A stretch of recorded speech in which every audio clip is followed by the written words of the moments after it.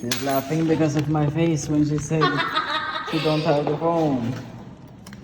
I thought her phone was missing. Okay, baby. Let's see who is waiting for us after 3 hours.